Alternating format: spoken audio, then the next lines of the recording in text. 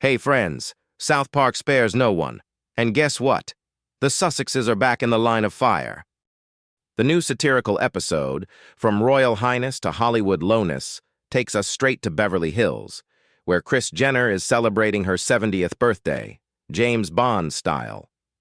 The party's got the budget of a small country, gold everywhere, flashing cameras and plastic surgery done to absolute perfection.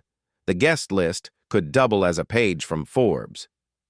And then, in this picture-perfect setting, here come Meghan Markle and Prince Harry, apparently uninvited as always. Rumor has it, people at the party were whispering, "Who even brought the Sussexes?" Ha ha! Kris Jenner's celebrating her birthday, and Meghan's celebrating yet another invasion, Cartman sneers, scrolling through Instagram photos. And now, to the party itself. Cameras are clicking, flashes are blinding, and Meghan's glowing like it's the premiere of a movie about her own life. She's smiling, turning to every lens, hugging guests as if they're old friends, though most of them are meeting her for the first time. The Duchess went for a modest look, a black turtleneck and a fitted skirt with a daring slit. The only problem? The shades of black didn't quite match, so together they looked more like a random combo than a planned outfit. Still, the look perfectly highlighted her long legs, and everything else that probably should have stayed a mystery. "Guess Miss Meghan hasn't seen any James Bond movies," Butters says quietly. And to top it off, that modest outfit turned out to be from Balenciaga, the very brand whose current face is none other than Kim Kardashian, the birthday girl's daughter. Technically, it's a gesture of respect toward Kris Jenner's family. But behind the scenes of Hollywood, the whispers say otherwise. Meghan's eyeing Kim's spot. After her recent appearance at Paris Fashion Week, she's reportedly convinced that her royal image could bring the brand more prestige than a reality star ever could. Nice, Kyle smirks. She gets invited to a birthday party and decides to troll the birthday girl's daughter instead. Kris Jenner responds in her own way, without words, but with meaning. A post appears on her Instagram, "A magical night with my beautiful family and friends."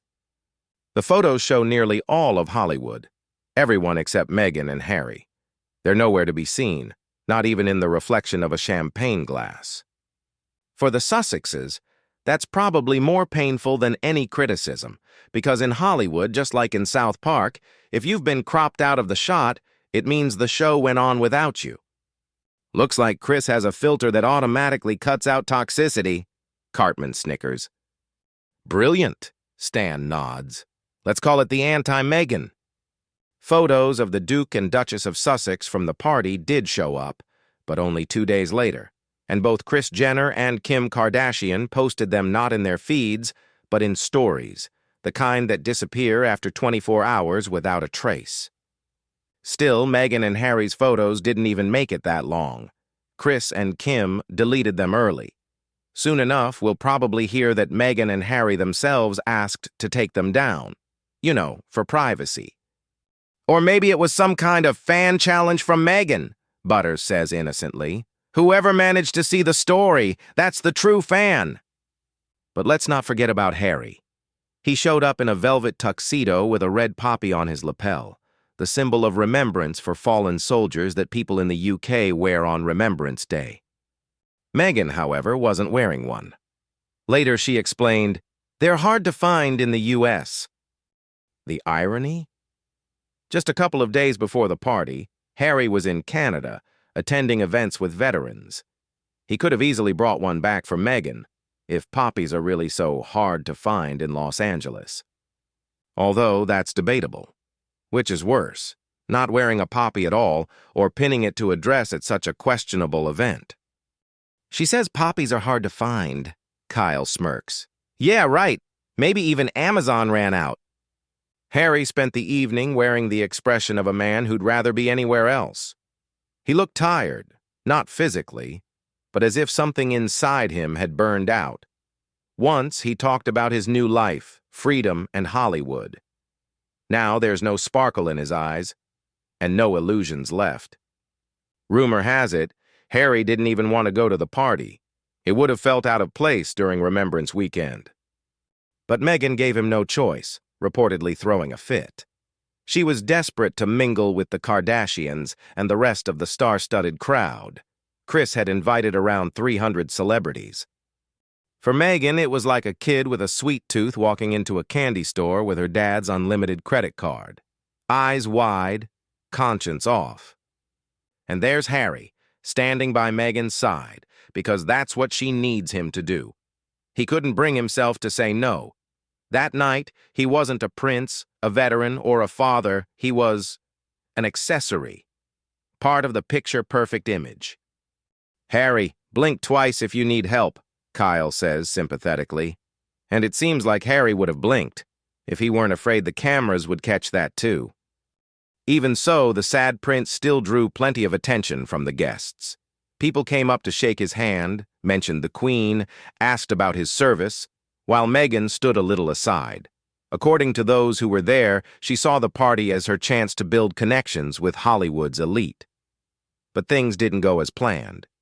People looked at her cautiously, as if half expecting her to pull out a jar of jam or offer them a role in her next show.